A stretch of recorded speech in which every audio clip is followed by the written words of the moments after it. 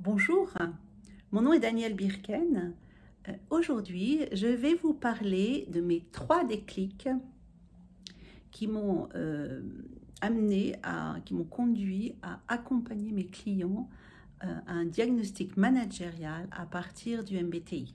Alors, premier déclic au début de ma carrière quand j'étais chasseur de tête. Deuxième déclic quand je suis devenue coach.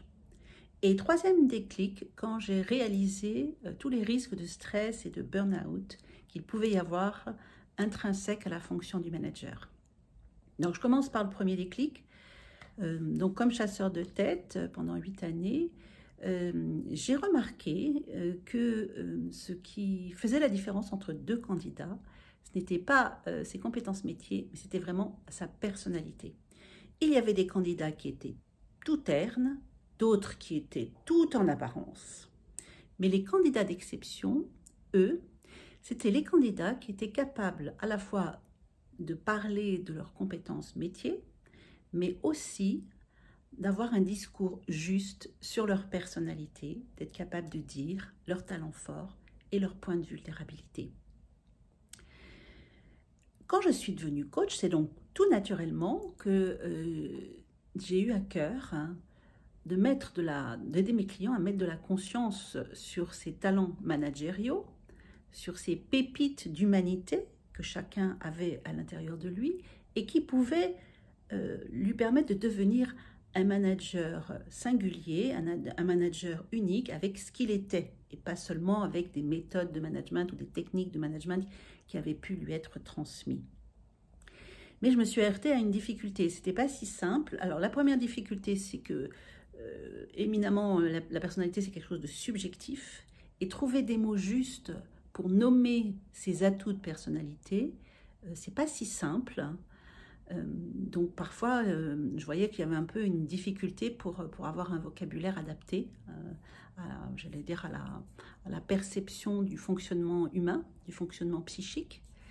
Et puis la deuxième difficulté, c'est que moi, je devais passer d'une posture de chasseur de tête, donc qui évalue les personnalités pour rédiger des dossiers et argumenter les candidatures auprès de son client, à une autre posture, qui est la posture du coach, qui se met en posture de faire émerger chez son client la conscience de ses atouts de personnalité, de ses pépites d'humanité précieuses pour son action, aussi bien par rapport aux composantes de son métier que par rapport à ses collaborateurs et par rapport à ses équipes. C'est ainsi que je me suis mis à la recherche d'un outil psychotechnique qui allait pouvoir m'aider à mettre à distance et à la fois à trouver des mots justes, à donner en fait un langage à mes clients pour les aider à penser leur fonctionnement de personnalité. Et j'ai choisi le MBTI. Et là, tout de suite, il y a eu une sorte d'effet waouh.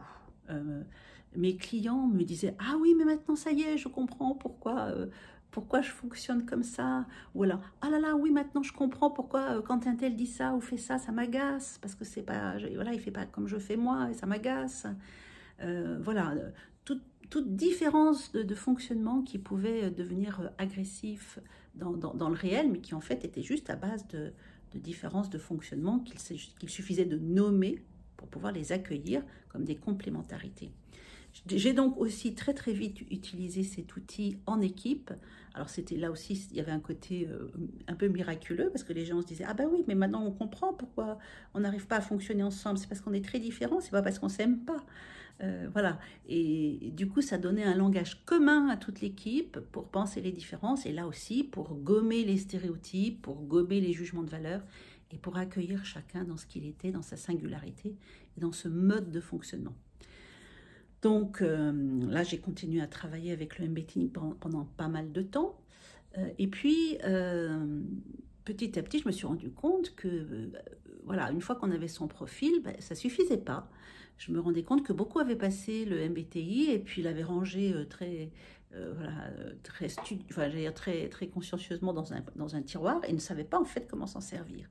Donc là, à nouveau, j'ai cherché comment je pouvais repartir du profil et pousser un peu mon processus, mon programme de coaching dans un sens d'un approfondissement.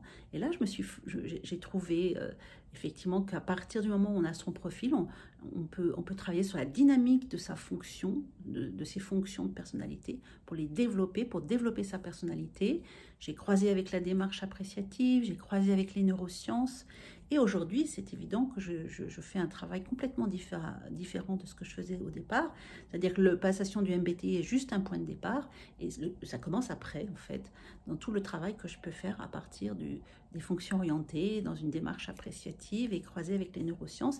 Et c'est très intéressant, surtout par rapport aux problématiques de stress et de burn-out, parce que ça permet aux personnes d'avoir une lisibilité de leurs talents forts, des talents sur lesquels ils peuvent vraiment s'appuyer pour réussir, et de leurs talents à développer, et aussi de leurs points de vulnérabilité à protéger pour éviter de se mettre en risque dans les relations managériales, que ce soit avec les collaborateurs, que ce soit avec les équipes, que ce soit avec la hiérarchie, et voilà, et vraiment faire un travail d'approfondissement pour que petit à petit le manager devienne un manager aligné avec ce qu'il est.